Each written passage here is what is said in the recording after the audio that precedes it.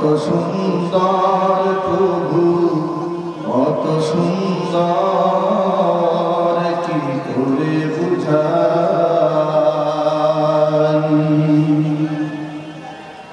বেতার প্রজাপতি গোলাপের মুখে কি করে দোলায় পাখা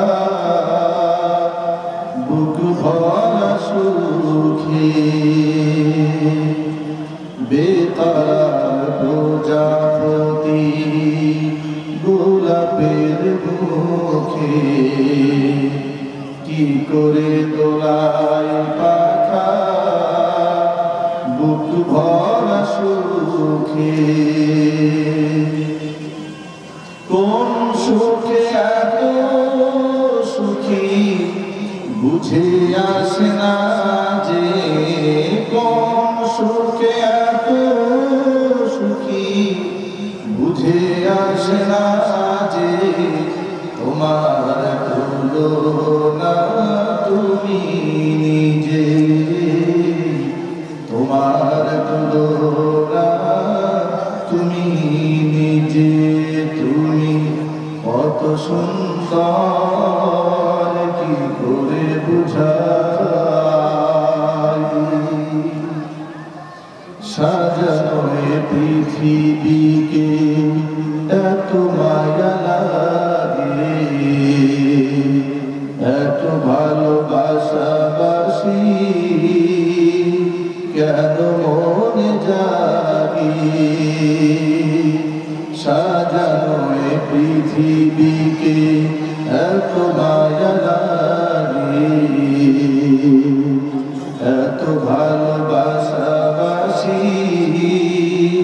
কেন মনে জাগে আবার বিরহ ঝরে আখি ভিজে ভিজে আবার বিরহ ঝরে আখি ভিজে ভিজে তোমার তুলনা তুমি নিজে তোমার তুলনা তুমি নিজে তুমি কত সুন্দর কি করে বুঝাই তুমি কত সুন্দর কি করে বুঝাই কোন ভাষা পাই না খুঁজে তোমার তুলনা তুমি নিজে তোমার তুলনা তুমি নিজে তোমার তুলনা তুমি নিজে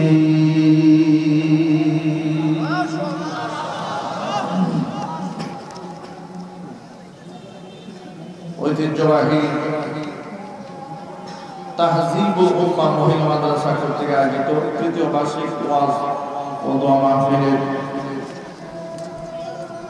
আজকের এই পবিত্র আয়োজনের সম্মানিত সভাপতি সাহেব আমন্ত্রিত হাজারাত উলামায়ে কেরাম মুরব্বিয়ানে ইসলাম ও এবং পার্শ্ববর্তী এলাকার বিভিন্ন প্রান্ত থেকে ছুটে আসা দিন দরদি ঈমানদার পরহেজগার মুত্তাকি মুসলিম ভাইরা পর্দার অন্তরালে আমাদের সকলের শ্রদ্ধা ভাজন পর্দা নিশিন মা এবং বোনেরা মহান আল্লাহ রাব্বুল আলামিনের দরবারে আলিশানে লাখ কোটি শুকরিয়া আদায় করছি যে মহান আল্লাহ তাবারক ওয়া তাআলা মুসলিম উম্মার এই ক্লান্তি লগ্নে হাজারো প্রতিকূলতাকে উপেক্ষা করে করোনাকালীন মহামারীর সময় সুস্থতার নিয়ামত দান করে আল্লাহ সুবহানাহু ওয়া তাআলা কোরআনের মাহফিলে বসে কোরআন সুন্নাহ থেকে আলোচনা শোনার সুযোগ আল্লাহ পাক আমাদেরকে করে দিয়েছেন। এজন্য আপনারা খুশি না বেজার কম না বেশি উচ্ছ্বসিত কণ্ঠে খুশি মনে মন প্রাণ উজাড় করে আল্লাহ সুবহানাহু ওয়া তাআলা সেখানে ভাষায় শুকরিয়া আদায় করছি। জবান ছেড়ে দিয়ে সকলে একযোগে বলছি আলহামদুলিল্লাহ। রব্বানা লাকাল হামদ হামদান কাসীরা তাইয়িবান মুবারাকান ফীহি। রব্বানা লাকাল হামদু লিজালালি ওয়াজহিকা ওয়া আযীমি সুলতানিকা। আল্লাহ সুবহানাহু ওয়া তাআলা আজকে মাহফিলকে কবুল করুন। আমিন। এই পাশ থেকে আওয়াজ নাই, এই সাইডে আওয়াজটা দেন তো। মাইকের অপারেটর কোথায়? এই জায়গায় তো কোনো আওয়াজই নেই, এই সাইডটা স্টেজে আওয়াজ নাই। আল্লাহ সুবহানাহু ওয়া তাআলা আজকে মাহফিলের ওসিলা করে অত্র অঞ্চলের সর্বস্তরের মানুষকে হেদায়েতে কামিলা নসিব করেন। এই মহিলা মাদ্রাসাকে আল্লাহ পাক কিয়ামত পর্যন্ত কবুল করুন। মাদ্রাসার সমস্ত হাজাত এবং জরুরত আল্লাহ পাক তার গায়বে খাজানা থেকে মিটিয়ে দিন। এটি একটি মহিলা মাদ্রাসার মাহফিল। ইসলাম এমন একটি অনন্য অসাধারণ ধর্ম, যে ধর্মে জ্ঞান এই অর্জনের এত বেশি গুরুত্ব আরোপ করা হয়েছে। এখানে নারী এবং পুরুষকে বিভাজন করা হয় না। নবী করিম সাল্লাল্লাহু আলাইহি ওয়াসাল্লাম বলেছেন, তালাবুল ইলমি ফরিদাতুন আলা কুল্লি মুসলিমিন ওয়া মুসলিমা। প্রত্যেক মুসলিম ও নারীর জন্য জ্ঞান অর্জন করা, ইলম অর্জন করা ফরজ। এখানে ইলমের গুরুত্ব আরোপ করতে গিয়ে আল্লাহর হাবিব যেভাবে পুরুষকে শামিল করেছেন, সেভাবে নারীকেও শামিল করেছেন। কোরআন মাজিদে আল্লাহ সুবহানাহু ওয়া তাআলা নারী এবং পুরুষের সওয়াবের অধিকারের ব্যাপারে কথা বলতে গিয়ে আল্লাহ পাক বলছেন, মান আমিলা সালিহান মিন যাকারিন আও উনসা ওয়া হুয়া মুমিনুন ফালানুহয়িন্নাহু হায়াতান তাইয়্যিবা ওয়া লানাজজিয়ান্নাহুম আজরাহুম বিআহসানি মা কানু ইয়ামালুন। ভালো কাজ ইমানের সাথে যেই করুক, নারী হোক কিংবা পুরুষ, ইমানের সাথে যদি ভালো কাজ করে তাকে আমি দুটি পুরস্কার দেবো। একটা পুরস্কার দেবো দুনিয়াতে, আরেকটা পুরস্কার দেবো আখিরাতে। দুনিয়ার পুরস্কার হচ্ছে ফালানুহয়িন্নাহু হায়াতান তাইয়্যিবা, তাকে আমি উত্তম জিন্দেগি উপহার দেব। কিয়ামতের মাঠে আমলের হাজারো রেত মার্ক থাকবে, মধ্যম পন্থার আমল, নিম্নমানের আমল, সমস্ত মার্কগুলোকে ভেঙে দিয়ে সর্বোচ্চ মানের মর্যাদায় উত্তীর্ণ করে তাকে আমি জান্নাত দান করে দেব। এখানে আল্লাহ পাক নারী এবং পুরুষ উভয়কেই শামিল করেছেন।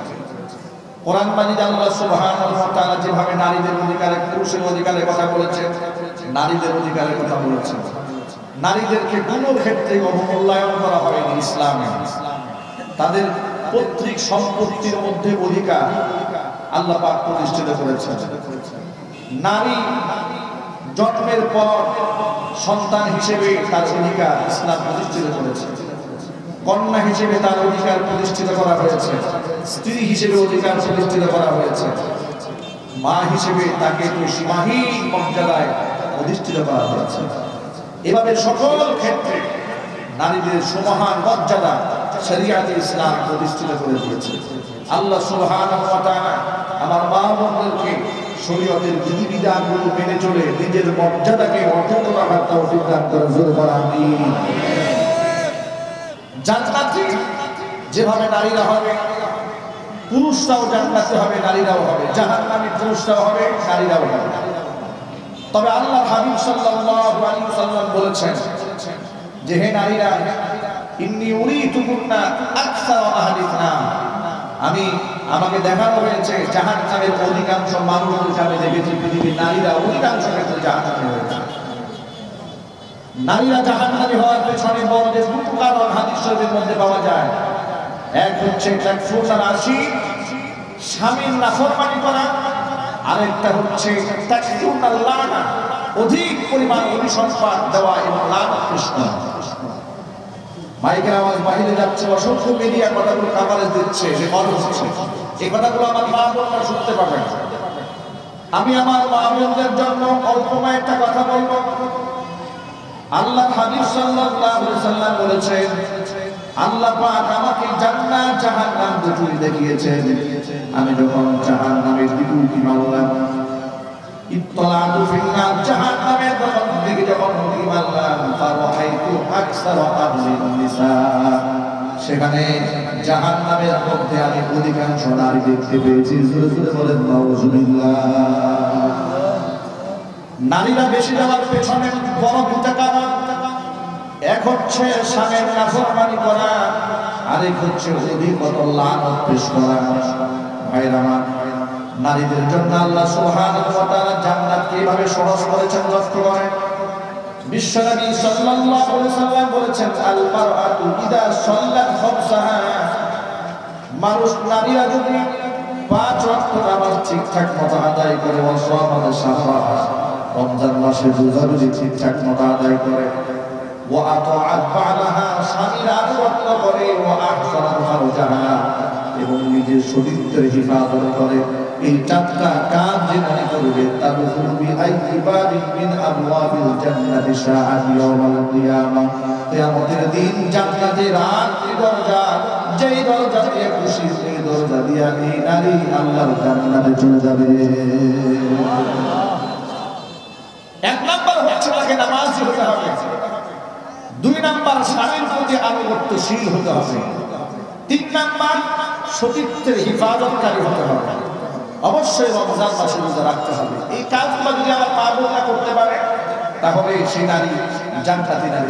সুবহানাল্লাহ।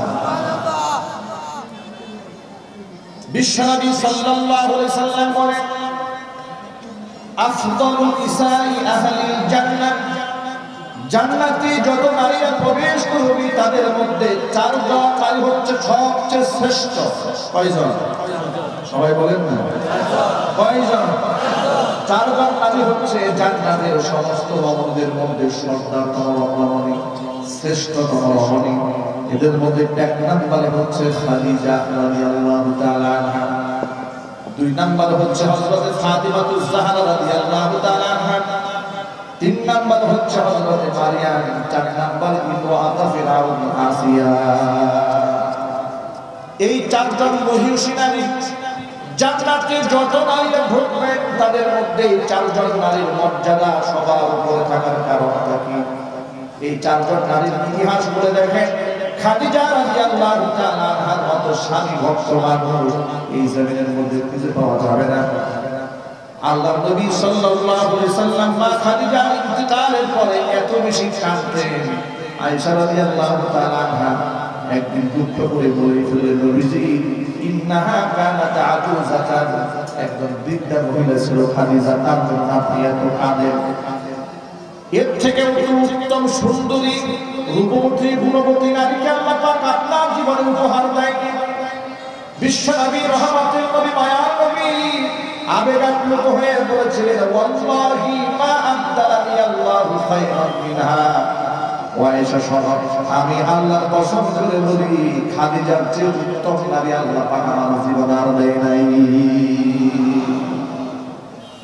আল্লাহর নবী সাল্লাল্লাহু আলাইহি সাল্লাম বলেন, খাদিজার সাথে আমার জীবনে যত বছর সংসার হয়েছে, রাতের আধার দিনের আলোতে যতবার আমি ঘরের মধ্যে এসেছি, অনেক সময় গভীর রজনীতে আমি বাড়ি ফিরতাম, আমি আমার খাদিজার দরজার মধ্যে একবার টোকা দিতে দেরি হয়েছে, সেকেন্ড টাইম দ্বিতীয়বার টোকা দেওয়ার প্রয়োজন হয় নাই। জোরে জোরে বলে সুবহানাল্লাহ। আল্লাহ নবী বলেন, আমি অবাক হয়ে গেলাম, খাদিজা তুমি কি ঘুমাও না রাতের বেলায়? একটা বার ডাক দেওয়ার সাথে সাথে কিভাবে একজন মানুষ দরজা খুলে দেয়? খাদিজা রাদিয়াল্লাহু তাআলা আনহা জবাব দিয়ে বলেছেন, নবীজি আপনি যখন ঘরের বাহিরে থাকেন আমার মন রোমাঞ্চন করে, আমি অস্থির হয়ে যায়। আমার নবী দিনের কাজে ঘর থেকে বের হয়েছে, তার চতুর্দিকে শত্রু, না জানি কোনো দুঃসংবাদ আসে কিনা, না জানি তিনি কোনো বিপদগ্রস্ত হয়ে যান কিনা, এই পেরেশান নিয়ে আমি সময় কাটাই। আমার একটা সেকেন্ডের জন্য বিছানায় পিঠ লাগাতে পারি না, প্রচন্ড ঘুম যদি ধরে যায় দরজার সাথে দাঁড়ায় দাঁড়ায় হেলাম যে ঘুমায়। ভাবতে পারে একজন নারী তার স্বামীর প্রতি কতটা শ্রদ্ধাশীল হবে, কতটা আত্মশীল হবে, এমন জবাব দিতে পারে। 55 বছর বয়সের একজন নারী খাদিজাতুল কুবরা রাদিয়াল্লাহু তাআলা আনহা, হিরা গুহা আপনারা দেখেছেন যারা মক্কা মদিনায় গিয়েছেন, মক্কায় যারা গিয়েছেন তারা দেখেছেন কত উঁচু পাহাড়। এই পাহাড় বেয়ে বেয়ে তিনি খাবার দিয়ে দিতেন তার স্বামীর জন্য। আল্লাহু আকবার বলবেন না? স্বামীর জন্য খাবার দিয়ে দিতেন মা খাদিজাতুল কুবরা রাদিয়াল্লাহু তাআলা আনহা। জিবরাইল আলাইহিস সালাতু ওয়াস সালাম একদিন হেরা গুহায় আল্লাহ নবীকে সালাম দিলেন আর বলে গেলেন, ইয়া রাসূলুল্লাহ, আপনার স্ত্রী খাদিজা আপনার জন্য খাবার তৈরি তরকারি নিয়ে আসছে। আপনার স্ত্রী খাদিজা যখন আপনার সামনে আসবে তখন আমার পক্ষ থেকে এবং আল্লাহর পক্ষ থেকে তাকে সালাম জানাবে। ওয়াবাশশিরহা বিবাইতিন ফিল জান্নাহ, এবং তাকে জান্নাতের মধ্যে একটা বাড়ির সুসংবাদ দেবেন। চিল্লায় বলেন আল্লাহু আকবার। ভাইরা আমার, মা বোনেরা আমার, যারা আমার কথাগুলো শুনতে পাচ্ছেন, আমি আমার মা বোনদেরকে বলছি, মা বোনেরা, স্বামীর আনুগত্যের মধ্যে আল্লাহ পাক আপনার জান্নাতের ঠিকানা রেখে দিয়েছেন, দুনিয়ার সম্মান রেখে দিয়েছেন, আখিরাতের সম্মান রেখে দিয়েছেন। এই জন্য উত্তম রমণী হতে হবে। জান্নাতি রমণী হতে চাইলে পবিত্র নারী হতে হবে। সাহাবায়ে কেরাম রাদিয়াল্লাহু তাআলা আনহুম আজমাইন প্রশ্ন করলেন, খায়রুন নিসা মান হুন্না খায়রুন নিসা, নবীজি উত্তম রমণী শ্রেষ্ঠ নারী কারা? শ্রেষ্ঠ নারী কারা? রাসূল পাক সাল্লাল্লাহু আলাইহি ওয়াসাল্লাম জবাব দিয়ে বলছেন, উত্তম নারী ওয়াতুন ইদা আবসারতাহা সারওয়াতকা, যখন তুমি তোমার সেই স্ত্রীর দিকে তাকাবে, তোমার স্ত্রী তোমাকে খুশি করে ফেলবে। আল্লাহু আকবার। তার দিকে নজর করলে তোমার দিলটা ঠান্ডা হয়ে যাবে। যখন তুমি তাকে কোনো কাজের নির্দেশ প্রদান করবে তখন তোমার আনুগত্য করবে। যখন তুমি বাড়ির বাহিরে থাকবে তখন নিজের সতীত্বের ব্যাপারে এবং তোমার সম্পদের ব্যাপারে সে যত্নবান থাকবে। চিল্লা করে আল্লাহু আকবার। এই সমস্ত গুণ যে নারীর মধ্যে থাকবে, নবী করিম সাল্লাল্লাহু আলাইহি ওয়াসাল্লাম বলেছেন, এই সমস্ত নারী হচ্ছে খায়রুন নিসা, নারীদের মধ্যে শ্রেষ্ঠ নারী। আমি আমার মা বোনদেরকে বলবো, মা বোনেরা, এজন্য শ্রেষ্ঠতম রমণী হতে চায়, একদিক থেকে স্বামীর প্রতি আনুগত্যশীল হতে হবে, 2 নাম্বার নিজের নামাজের প্রতি যত্নবান হতে হবে, রোজার প্রতি যত্নশীল হতে হবে। নামাজ রোজার সাথে সাথে স্বামীর আনুগত্য করা এবং সতীত্বের হিফাজত করা, এই সমস্ত কোয়ালিটি যার মধ্যে থাকবে তারা হয়ে যাবে শ্রেষ্ঠতম নারী। খাদিজাতুল কুবরা রাদিয়াল্লাহু তাআলা আনহা হচ্ছেন আমার মা বোনদের জন্য এক অনন্য অসাধারণ নজিরা।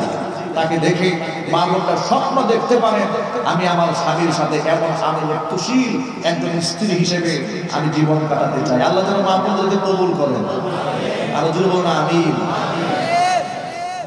শ্রেষ্ঠতম রমণী হযরতে মারিয়া যখন তার গর্ভে বাচ্চা ফুঁকে দেওয়া হয়েছে, জিবরাইল আলাইহিস সালাতু ওয়াস সালাম যখন এসে বলেছিলেন, আমি আপনার কাছে এসেছি, আনা রাসূলুল্লাহ ফিলি আহাবালাকি গুলামান যাকিয়া, আল্লাহর পক্ষ থেকে আমি এসেছি আপনার গর্ভে একটা পবিত্র সন্তান উপহার দেওয়ার জন্য। মারিয়াম কি বললেন?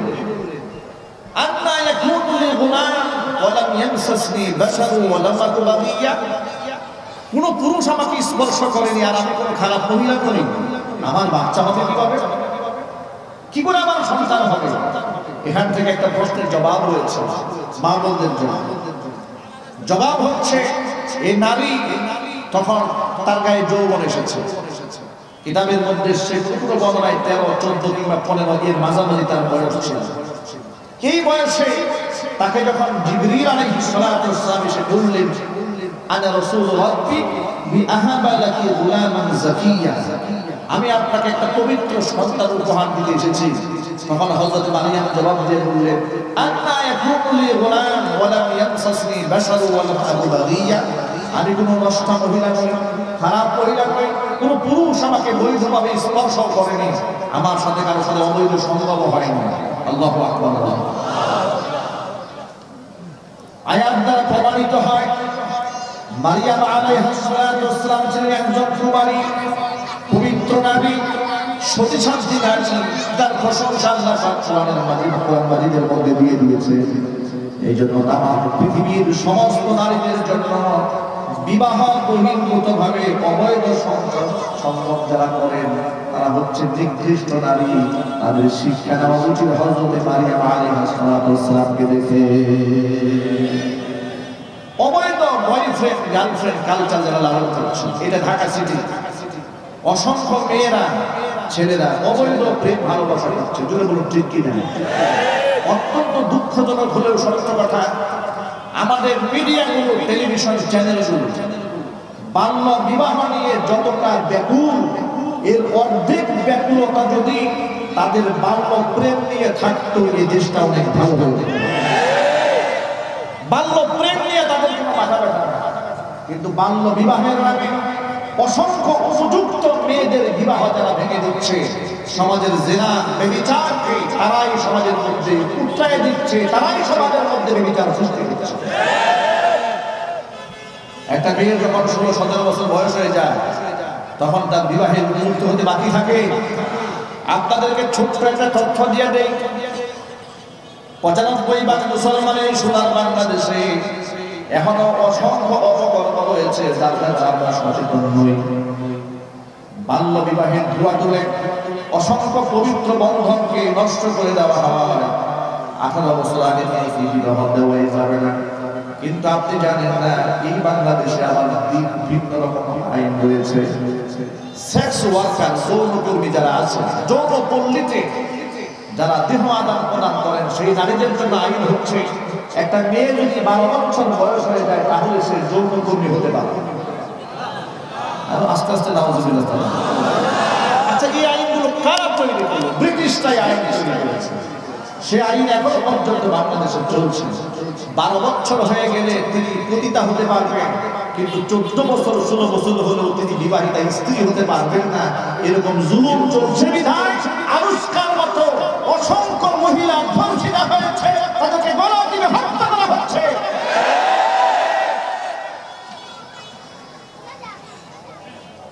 এই জন্য শুধুমাত্র মিষ্টি মিষ্টি কথা বলে আর পক্ষ গরম করে জাতির কোনোই ফায়দা হবে না। এ জাতি বহুবার দেখেছে বুদ্ধিভিত্তিক ভাবে বুদ্ধিজীবীদের কথা অনুযায়ী সমাজ পরিচালনা করার কারণে তারা ধর্ষণ বন্ধ করতে পারে নাই, ইফতিজিং বন্ধ করতে পারে নাই, খুন খারাপি বন্ধ করতে পারে নাই। দুদিন আগে আপনারা দেখেছেন মদ পান করে নাইট ক্লাবে গিয়ে ড্রিঙ্কস করার কারণে নারী পুরুষের উভয়ের মৃত্যু হয়েছে। আমার প্রশ্ন হচ্ছে, অবৈধভাবে নাইট ক্লাবে যা গেল, এখানে সেখানে যাওয়ার পরে তারা মাদক সেবন করলেন, মদ পান করলেন।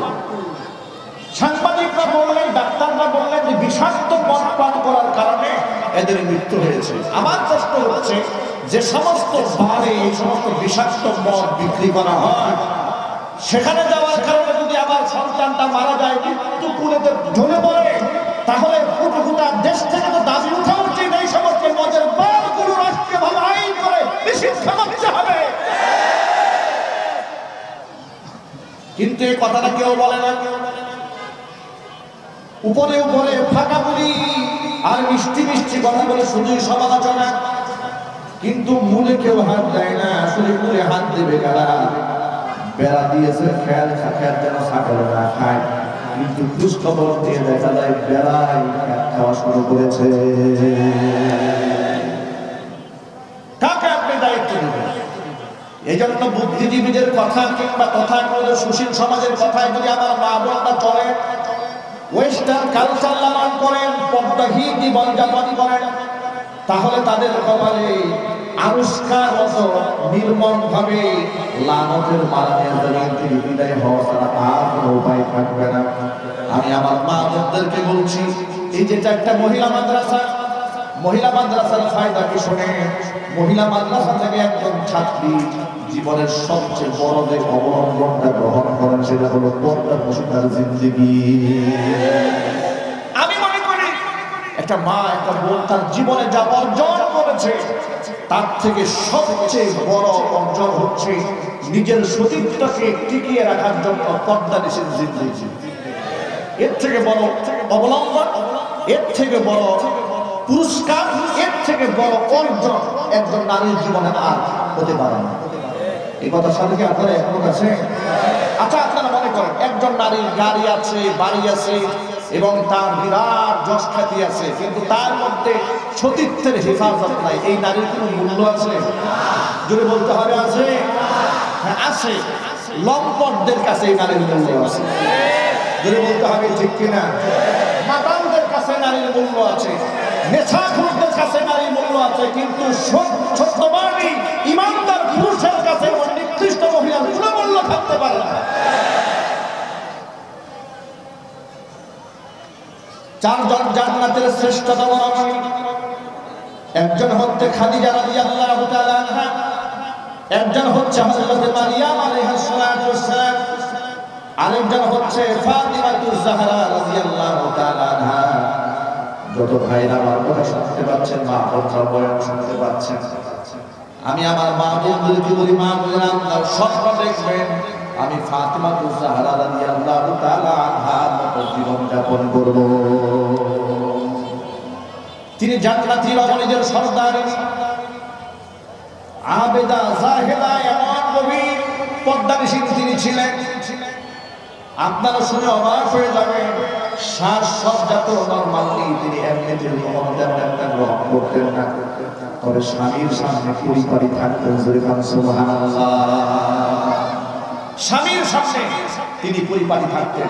আমাদের দেশের মা বোনদের অবস্থা হচ্ছে স্বামীর সামনে থাকে কাজের বুয়ার মতো, ঠিক কিনা? স্বামী তার চেহারার দিকে তাকালেই মেজাজটা খারাপ হয়ে যায়। আর যখন বান্ধবীর বাসায় যাবে, এরপরে ফুফাতো বোনের বিয়েতে যাবে, খালাতো বোনের বিয়ের অনুষ্ঠানে যাবে, তখন দেখবেন এত সাজুগুজু করবে যে বেচারা স্বামী এত কষ্ট করে তাকে গহনা দিয়েছে, তাকে করে দেখায় না, কিন্তু রিক্সাওয়ালাকে ঠিকই দেখাচ্ছে।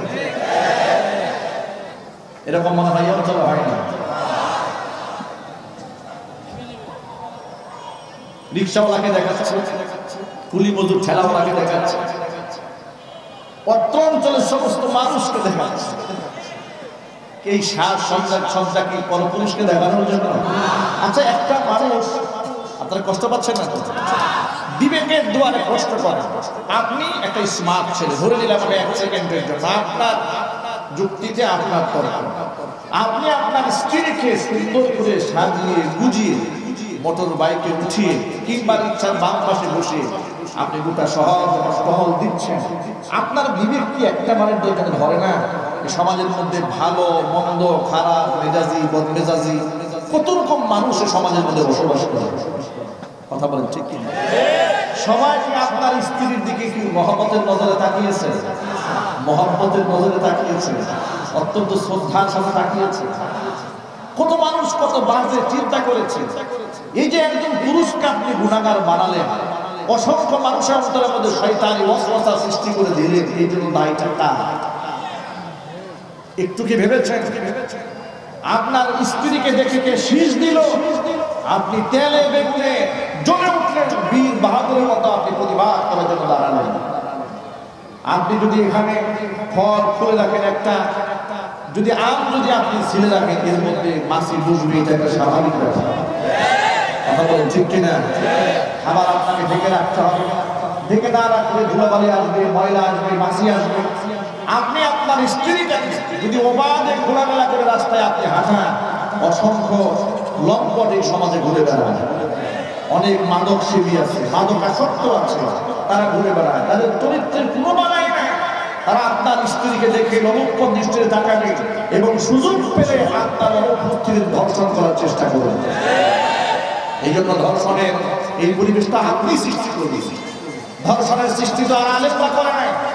আজকে সমাজে যে সমস্ত বুদ্ধিজীবীরা গোটা দেশের মধ্যে যখন ধর্ষণ মহামারী দেখা দিয়েছিল, যারা বলেছিল ওয়াজ মাহফিলের কারণে নাকি দেশে ধর্ষণ বেড়েছে, নাউযুবিল্লাহি মিন যালিক, এমন একটা ঘটনা বাংলাদেশে খুঁজে পাওয়া যাবে না কোনো আলেমের বয়ান শুনে তারা ধর্ষণ করতে মনে চেয়েছে। কিন্তু যারা নোংরা নোংরা ওয়েব সিরিজ বানিয়ে এই যুবকদের চরিত্রকে বরবাদ করে দিচ্ছে, এই সমাজটাকে ধ্বংসের দ্বার প্রান্তে যারা পৌঁছে দিচ্ছে, অবৈধ প্রেম ভালোবাসাকে নাটকে, সিনেমাতে, সিরিয়ালে প্রমোট করে আমার এই তরুণ তরুণী প্রজন্মের ভাইদেরকে, বোনদেরকে ধ্বংসের দ্বার প্রান্তে পৌঁছে দিচ্ছে। আমি মনে করি দেশের প্রত্যেকটা ধর্ষণের জন্য এই সমস্ত মিডিয়া কর্মীদেরকে জবাবদিহিতার কাজ করে দেখাতে হবে। নোংরামি এবং অশ্লীলতা ছড়িয়ে দেয়। এরা আবার সুযোগ পেলে বুরকার বিরুদ্ধে কথা বলে, যদি বলে ঠিক কিনা, এরাই সুযোগ পেলে বুরকার বিরুদ্ধে কথা বলে। আলেমরা যখন নারীদের পর্দার কথা বলে তাদের বড় অ্যালার্জি শুরু হয়ে যায়। অ্যালার্জির পিছনে যথেষ্ট কারণ আছে। তখন তারা নারীদের অধিকারের নামে নারীদেরকে যেমন খুশি তেমন রাস্তায় চলার পক্ষে বক্তব্য দাঁড় করা। এর পেছনে কারণটা শুনে পৃথিবীর কোন শিয়াল মুরগি একজন গৃহস্থের ঘরের মধ্যে বন্দী থাকবে, পৃথিবীর কোন শিয়াল এটা চায় না। শিয়াল চায় মুরগির স্বাধীনতা, যদি বলতে হবে ঠিক কিনা। কয়েকদিন আগে ফেসবুকে দেখলাম মুরগি শিয়ালের পিঠে 3টা মুরগি নিয়ে শিয়াল মিছিল করছে যে আমরা এই মূর্তির এই মুরগির বন্দি ছাড়া আর দেখতে চাই না বাংলাদেশে, আমরা তাদেরকে স্বাধীন দেখতে চাই। আপনারা বলেন শিয়াল যখন মুরগির স্বাধীনতার স্লোগান দেয় এর মধ্যে রহস্য আছে না? আমি যদি বলতে হবে আছে না নাই? বিরাট রহস্য থাকে। তথাকথিত সুশীল সমাজ নারী স্বাধীনতার নামে, নারীর ক্ষমতার নামে, নারীর অধিকারের নামে যখন বুরকার বিরুদ্ধে কথা বলে তাদের বিরাট দুর্বিসন্ধি থাকে। তারা এই নারীকে ভোগ করার এক নিকৃষ্ট মন মানসিকতা এদের পরিধান হতে পারে। এই জন্য আমার মা বোনদেরকে বলবো, মা বোনেরা, ওদের পাঠানো ফাঁদের মধ্যে পা দেওয়া যাবে না। ধ্বংস হবে দুনিয়া, ধ্বংস হয়ে যাবে আখিরাত। আমি আমার মা বোনদেরকে মা সম্বোধন করে বলছি, আজকে যারা অবৈধ প্রেম ভালোবাসা করে বয়ফ্রেন্ডের গুগল নামা করে পার্কে পার্কে ঘুরে বেড়ান, একটুখানি বিবেকটা খাটান। আজকে আপনি তার যৌন দাসী পরিণত হয়েছেন। বয়ফ্রেন্ড গার্লফ্রেন্ড মানেটা, বয়ফ্রেন্ডের কাছে একটা গার্লফ্রেন্ড যৌন দাসী তারা কিছু না। চিল্লাই বলেন ঠিক কিনা? আপনি কি করে ভাবলেন আপনার বয়ফ্রেন্ডের চরিত্র সম্পর্কে আপনার ধারণা নাই? যিনি আপনাকে বিবাহ ছাড়াই তার বেডরুমে নিয়ে যেতে চায় সে আপনার বন্ধু হবে কি করে? সে সত্য ছাড়া কি সম্ভব? আর আপনি তার উপর ভরসা করে আছেন। বিবেকটা কাজে লাগা। আপনি তো মায়ের যা, আপনার তো বিরাট সম্মান। আজকে আপনি আপনার বয়ফ্রেন্ডের যৌন কর্মী হয়ে আছেন, যৌন ক্ষুধা নিবেদনের জন্য পাত্রী হয়ে আছেন। কিন্তু সেদিন তো বেশি দূরে নয়, আপনি তো পৃথিবীর সবচেয়ে সম্মানিত স্থান মায়ের স্থানটা দখল করবেন। আপনার সন্তানের দৃষ্টিতে আপনি কোন কাতারে দাঁড়াবেন? কথা বলেন ঠিক কিনা? কোন লজ্জা আপনি আপনার সন্তানের সামনে দাঁড়াবেন? আপনি এটার জন্য আমি আমার মা বোনদেরকে বলছি, মা বোনেরা, সময় আছে এখনো নিজেকে শুধরাবার, সময় আছে এখনো নিজেকে গুছিয়ে নেওয়ার। এখনই তওবা করেন। আজকের এই বয়ানের সাথে সাথে আপনি তওবা করে নেন। আল্লাহ পাক আমার মা বোনদেরকে খাস পর্দা করার তৌফিক দান করেন। জোরে বলেন আমিন। শুধু মা বোনদেরকে দায়িত্ব দিলে হবে না, যত পুরুষ ভাইরা এখানে আছেন আমাদের সকলের দায়িত্ব আছে না নাই? আরো যদি বলেন, আল্লাহর হাবিব বলেন, আলা কুল্লুকুম রাঈন ওয়া কুল্লুকুম মাসউলুন আন রাইয়াতিহি। তোমরা প্রত্যেকেই দায়িত্বশীল, প্রত্যেকের দায়িত্বের ব্যাপারে কিয়ামতের ময়দানে আল্লাহর আদালতে তোমাকে জবাবদিহি করতে হবে। যত বাবারা এখানে আছেন, যাদের মেয়ে আছে, কাকের হাত দেখি আমি? আমার মেয়ে আছে আলহামদুলিল্লাহ, মাশাআল্লাহ, অনেকের মেয়ে আছে, হাত রাখেন। আমার মেয়েদেরকে আমরা বেপরদায় ছাড়বো না, আমরা বলি ইনশাআল্লাহ। রাজি আছেন? এখানে বিবাহিত আছেন, বউ আছে ঘরে, কাকের হাত দেখি। যারা বিবাহ করেছেন অনেকে উচ্চা করে না, কি আরেকটা করে ধান্দা আছে নাকি? মাশাআল্লাহ মাশাআল্লাহ, অনেকের বউ আছে, হাত না। নিজের স্ত্রীকে আমরা পর্দা করে বাবা বলি ইনশাআল্লাহ। এবার যারা বিবাহ করেননি তারা আপনার হাত তোলেন। যারা কুমার আছেন মাশাআল্লাহ মাশাআল্লাহ, হাত নামান। পর্দানিশী স্ত্রী নিজের ঘরে আসবেন এবং যৌতুক ছাড়া আনবেন ইনশাআল্লাহ বলেন। এখন একটা পরীক্ষা হয়ে যাবে, এখানে বিবাহিত এবং অবিবাহিত দুটো শ্রেণী এখানে আছে। আমি এখন এনার্জি দেখতে চাই, বিবাহিতদের মধ্যে এনার্জি বেশি নাকি অবিবাহিতদের মধ্যে? এই পরীক্ষা কি হবে? হবে। কম্পিটিশনে প্রস্তুত? এখন প্রথমে যারা অবিবাহিত তাদের একটা স্লোগান হবে লিল্লাহি তাকবীর। এটা অবিবাহিতদের স্লোগান। এখন যারা বিবাহিত আছে তাদের পালা। লিল্লাহি তাকবীর। এখন জিতলো কারা? বিবাহিতরা জিতে গেছে। বিবাহিতরা সবসময় বিজয়ীদের কাতার দখল করে ফেলে। কথা বলুন ঠিক কিনা? যারা বিবাহ করেননি তারা অনতি বিলম্বে বিবাহ করে ফেলবেন ইনশাআল্লাহ। বিজয়ের কাতারে আপনাদেরকেও শামিল হতে হবে। রাজি আছেন নাকি বুড়া বয়সে বিবাহ করবেন? আমি ইতিমধ্যে শুনতে পেলাম এই চড়াই এবং এই অঞ্চলে নাকি বুড়া বয়সে বিবাহ করার প্রচলন, মানে মোটামুটি যৌবন শেষ হওয়ার পালা, তখন নাকি বিবাহের বয়স হয়। নাউজুবিল্লাহ, একটু জোরে বলেন। একটা হাদিস শোনায় দেয়, বিশ্বনবী সাল্লাল্লাহু আলাইহি ওয়াসাল্লাম বলেছেন, ইয়া মাশাআল্লাহ শাবাব, হে যুবকেরা, মান ইসতাতাআ মিনকুমুল বাআতা ফালিয়াতাযাওয়াজ ফাইন্নাহু আগহাদু লিল বাসর ওয়া আহসানু লিল ফারজি। হে যুবকেরা, যাদের বিবাহ করার সামর্থ্য আছে, স্ত্রীকে মহারা দিতে পারবে কিংবা ভরণ পোষণ দিতে পারবে, তারা যেন তোমরা বিবাহ করে না। কি হবে বিবাহ করলে? ফাইন্নাহু আগহাদু লিল বাসর, বিবাহ করলে চোখের হেফাজত হবে, ও আহসানু লিল ফারজি, লজ্জাস্থানের হেফাজত হবে। জোরে জোরে বলেন সুবহানাল্লাহ। বিবাহের মধ্যে লাভ আছে না নাই? আরো জোরে, কম না বেশি? বিরাট লাভ রয়েছে বিবাহতে। আর যদি বুড়া বয়সে বিবাহ করেন, বিরাট মুসিবত আছে। মুসিবত আছে না নাই? আমার এক দুঃসম্পর্কের আত্মীয় বুড়ো বয়সে বিবাহ করেছে। জওয়ান স্ত্রীকে নিয়ে উনি সিএনজিতে উঠেছে। ওনার দাড়ি চুল মোটামুটি সাদা হয়ে গেছে। তো সিএনজি থেকে নেমে একটা দোকানে যাচ্ছে। এমন সময় সিএনজির ড্রাইভার তিনি খুব বিরক্ত হয়ে যাচ্ছেন, তাকে তাড়াতাড়ি নামিয়ে দিয়ে চলে যাবেন। উনি বুঝতে পারেন না যে উনি কাকে নিয়ে আসছেন সিএনজিতে। সিএনজিতে বসে থাকেন মহিলাকে বলে যে আপনার আব্বাকে তাড়াতাড়ি বলেন যেন ভাড়াটা দিয়ে আসে।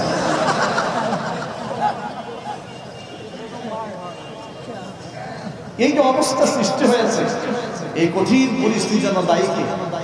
এক মাহফিলে আমি যখন এই কথাটা বললাম যে এই পরিস্থিতির জন্য দায়ী কে, এক যুবক দাঁড়িয়ে বলে, হুজুর এর জন্য রেলমন্ত্রী দায়ী।